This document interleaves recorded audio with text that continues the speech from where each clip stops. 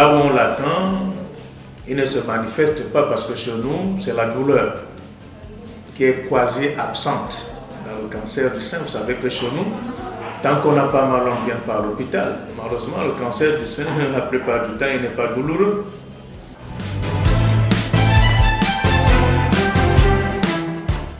C'est un enfoncement quelque part.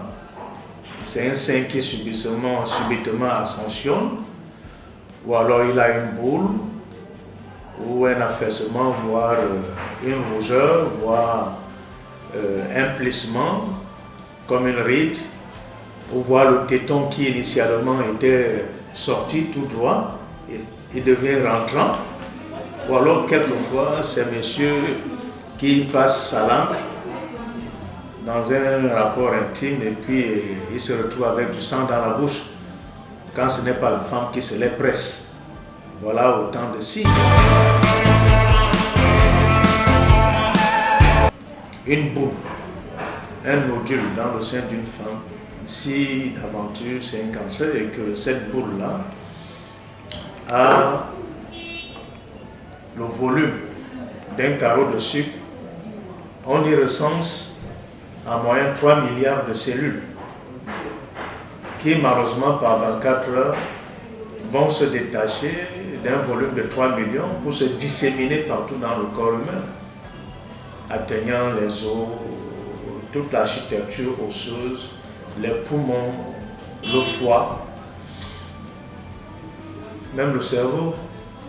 Partout où le sang passe peut recevoir des greffons de ces cellules.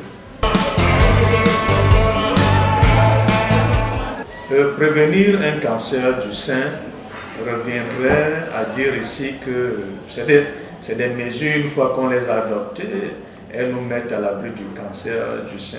Que non. Mais jusque-là, rien n'est prouvé.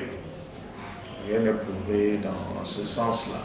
Toutefois, il est admis que si on adopte un mode de vie et des attitudes saines, on pourrait éventuellement soit retarder sa survenue ou quand bien même ce serait là, le corps se défendrait efficacement. Et au rang de ces mesures, je vous renvoie tout simplement à aller puiser dans ce que nous donnons comme conseil aux diabétiques. C'est vous dire que si vous n'êtes pas diabétique et que vous mangez et vous vivez comme un diabétique, c'est tout ce qui est résumé là-dessus.